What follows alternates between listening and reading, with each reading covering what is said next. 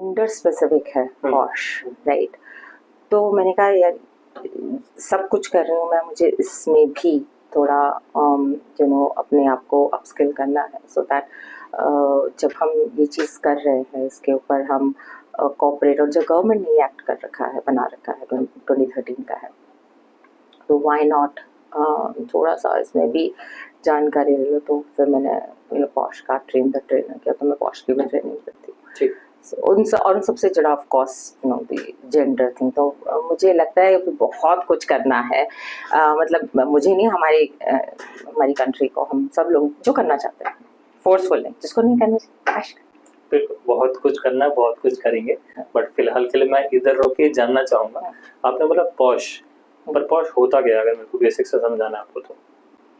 हाँ, good question. Posh होता है, बहुत ही सही सवाल पूछा शुभम, क्योंकि ये मान के चलो कि ये पॉश एक्ट 2013 में आया था, बट आज की डेट में भी कॉर्पोरेट्स के लिए है, नॉट जस्ट फॉर कॉर्पोरेट्स, ये किसी भी इंस्टीट्यूशन में जहाँ पे 10 से ज़्यादा लोग हैं, तो you need to have an IC. तो पॉश होता है POSH, इसका फुल फॉर्म है prevention of sexual harassment act. IC is internal committee. So पहले ये ICC होता था, internal complaint committee, ICC, so internal complaint committee. फिर इसको बाद में गवर्नमेंट ने कहा कि नहीं, इसमें हम प्रोहिबिशन भी डालेंगे, so it's now PPR, so prohibition, prevention and redressal. तो वो चीज करके फिर इसको IC इंटरनल कमिटी कर दिया, so not just internal complaint committee, because आप जब ICC कहते हो तो it's like just complaint committee, but IC is, तो उसमें आपका प्रिवेंशन आ गया, उसमें आपका प्रोहिबिशन आ गया और रिड्रेसल भी आ गया। तो IC तो इंटरनल कमिटी में थे, तो वो है। एंड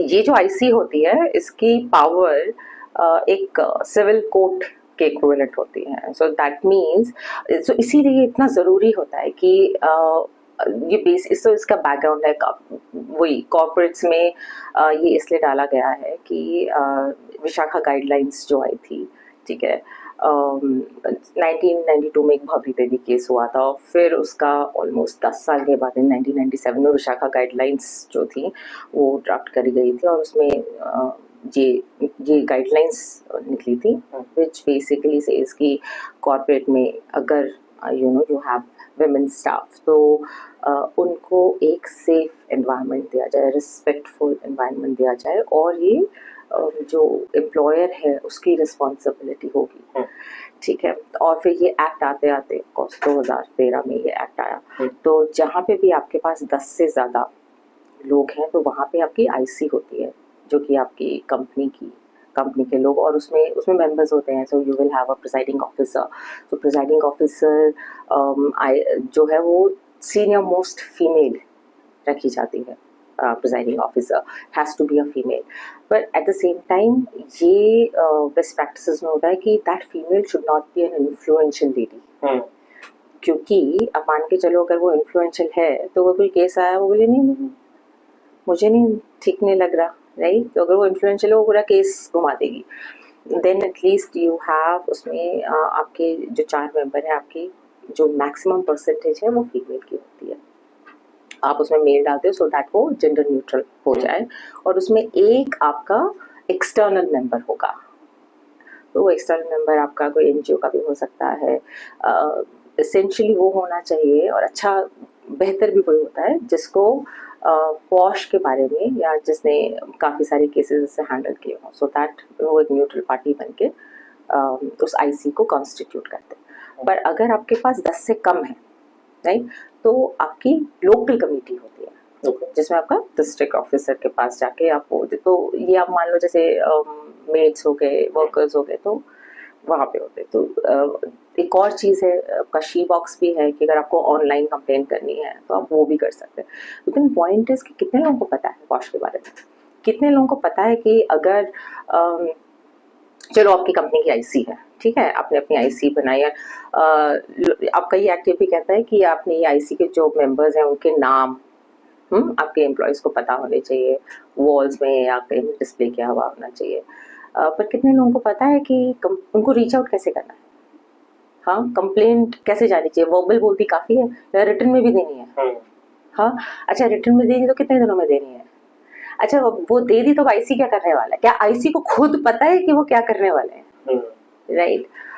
तो ये एक एरिया है जहाँ पे जो मतलब मैं तो जब बात करती हूँ आईसी से या एम्प्लॉय से तो आपको मालूम पड़ता है कि जितने जितने पढ़े लिखे लोग हैं, तभी मैंने कहा इट्स अ मिथ कि रूरल एरिया के हैं उनको तो पता ही नहीं है। जो पढ़े लिखे हैं, पढ़े लिखों को they are equally ignorant about this thing. Example? अरे गुड गुड।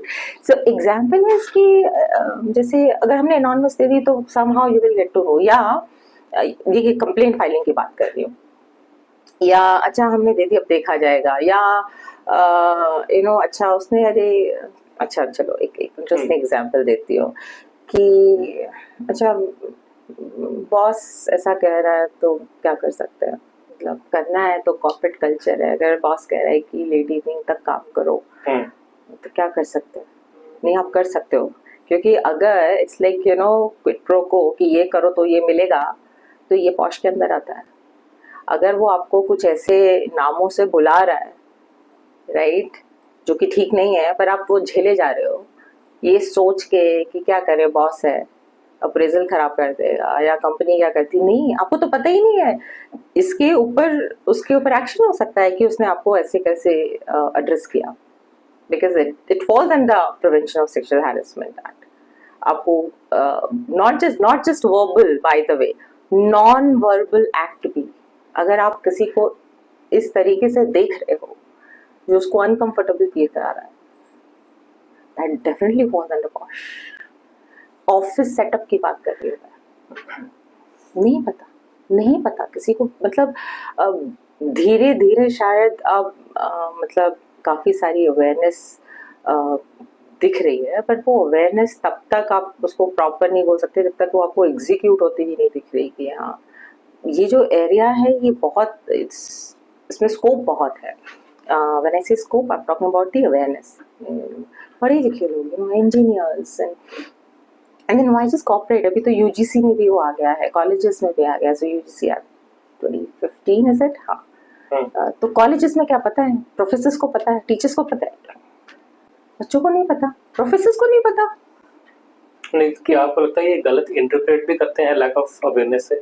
किसी, जैसे आपने बोला कि जेंडर न्यूट्रल होना चाहिए, पर जेंडर न्यूट्रल मेरे को अभी तक अपने एक्सपीरियंस पे तो नहीं लगा। हाँ। वो थोड़ा सा फीमेल की तरफ ज्यादा है। हाँ। और कई बार मेल उससे सफर भी करते हैं। मैंने एक लाइन बोलती सुनी, आपने भी सुनी होगी मूवीज में, वेब सीरीज में, सामने भी, कि अगर कोई फीमेल मेल को, उसने कुछ नहीं किया बट बोलती है मैं तुझ पे चार्ज लगा दूंगी, ये मतलब ऐसे मिसयूज भी करते हैं। तो पॉश के बारे में अवेयरनेस कैसे बढ़ाई जाए? देखिए, जो मिसयूज वाली बात है ना, तो हर चीज़ के प्रोज एंड कॉन्स होते हैं, ठीक है। जब पॉश की बात है तो पॉश की जो जिसे बोलते हैं जो बेस है, वो बेस ही विशाखा गाइडलाइंस है कि उस टाइम पे ये रियलाइजेशन हुआ कि कॉर्पोरेट में ऐसा, या वर्क प्लेस, लेट्स नॉट से corporate, let's say work place, कि वर्क प्लेस में ऐसा कोई मैकेनिज्म नहीं है कि जो विमेन को just because of their gender वो प्रोटेक्शन दे, क्योंकि एक्सप्लॉइटेशन आप सोचो किस लेवल का हुआ, राइट। तो ये इसेंशली वर्क प्लेस में जो सेक्सुअल हैरेसमेंट है उसको एड्रेस करने के लिए बना है। तो हाँ, ये उन्हीं के लिए बना है, पर अवेयरनेस नहीं है के साथ साथ मैं बोलूँगी थोड़ा से इग्नोरेंट भी है। तो जैसे जो आपने पॉइंट बोला, बहुत वैलिड पॉइंट है कि अगर गलत चार्जेस नहीं होते, बिल्कुल होते हैं, क्यों नहीं होते हैं, लेकिन साथ में क्योंकि कुछ गलत या फेक केसेस आते हैं, उस चक्कर में आप एक बड़ी मार्जिन जो है इस चीज़ की कि जो एक्चुअल केसेस होते हैं आप उसको नहीं साइडलाइन कर सकते, बिल्कुल नहीं कर सकते। और अवेयरनेस नहीं है इसका तो मैं बिल्कुल बोलूँगी, बिकॉज जो मैं सेशंस देती हूँ उसमें स्पेशली मेल्स एंड जेंट्स लेके चाहिए तो पॉश है, दिस इज फॉर फीमेल्स, हमारा तो इसमें कुछ भी नहीं है, हमारे लिए ही नहीं है, ये तो उनके लिए, तो उन्हीं को प्रोटेक्शन की बात करता है। मैं कहती हूँ नहीं, ये जितना उनके लिए उतना आपके लिए। कैसे?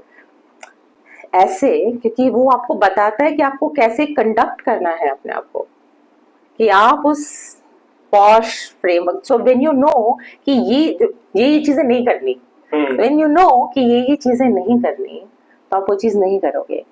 Posh talks about the impact, not just the intent. ये फर्क है. तो नॉर्मली आपने सुना अगर मेरा इंटेंट ये नहीं था, मैं ऐसा कहना नहीं चाहता था, मैं ऐसा करना नहीं चाहता था, ऐसा होता है ना. तो पॉश में आप जो कहना चाहते थे, करना चाहते थे, उसको थोड़ा साइड में रखते हैं. अभी हम ये देखते हैं कि आपने जो कहा और आपने जो किया उसका इम्पैक्ट क्या हुआ. वो एक डिफरेंस है पॉश में. कि जैसे मैं एग्जांपल देती हूँ आपको कि जैसे कोई सामान आप है ना, हमारे देश में अलग अलग जगह में अलग अलग तरीके से सामान को बोला जाता है. कहीं पे बोला जाता है जैसे माल आ रहा है, सामान आ गया, ठीक है. अब एक मान के चलो एक ऑफिस सेटअप है या कुछ भी. हम अभी पॉश की बात कर रहे हैं तो ऑफिस सेटअप, वर्क प्लेस की बात करते हैं. कि आप अपना रेगुलर लॉजिस्टिक्स में ये ज़्यादा होता है कि माल आ गया, ठीक है, ऐसे करके बात करते हैं. There's nothing wrong in it, ठीक है. अब आप मान के चलो वहाँ पे एक फीमेल है, नहीं आई है, उसको नहीं पता, वो भी उसी समय एंटर कर रही है जिस टाइम आप कह रहे हो माल आ गया.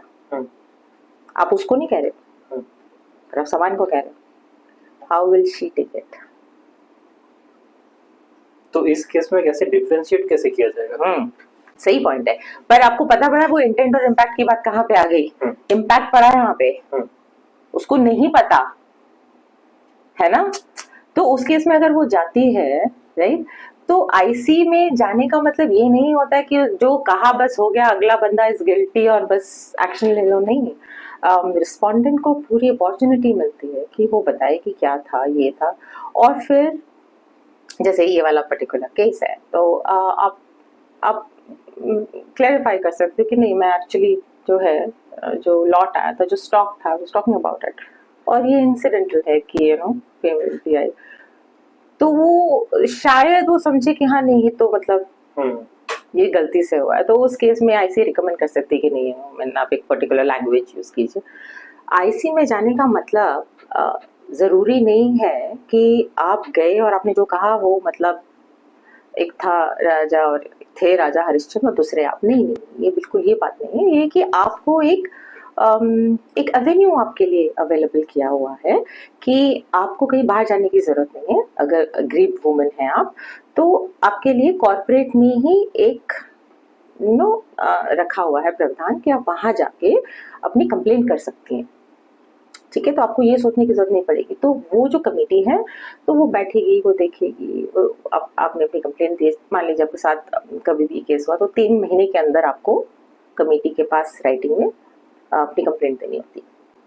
फिर उसका फिटमेंट ऑफ द केस देखा जाता है कि क्या ये एक्चुअल में पॉश के अंडर आता है कि नहीं आता है. जैसे मैंने कहा इंटेंट इम्पैक्ट जरूरी नहीं है कि वो पॉश ही हो, क्या पता समझने का फेल हो. तो फिटमेंट ऑफ द केस होता है कि आप आप चेक करें कि क्या ये एक्चुअल में केस बनेगा कि नहीं. जैसे मैंने कहा वो it's as equivalent as a civil court. तो आप क्या करते हो, आप अर्जी लगाते हो, जज क्या कहते हैं, नहीं इसके ऊपर हाँ ठीक है दाखिल करो. Same as that. Not necessarily आप वहां पे गए हो तो because you are a male तो आपको जो है सारे इसी के पीछे पड़े कि नहीं आप गिल्टी हो. नहीं, इसलिए ये जरूरी है for all the males to understand what is POSH. ये आपको उतना, इनफैक्ट फीमेल से ज्यादा जरूरी ये it's important for all the males to understand कि हाँ ठीक है, वी नीड टू कंडक्ट. आपका घर नहीं है ना, work place is not your home. तो you need to conduct yourself in a certain fashion, है ना. तो इसलिए बहुत ज्यादा जरूरी है मेल्स के लिए.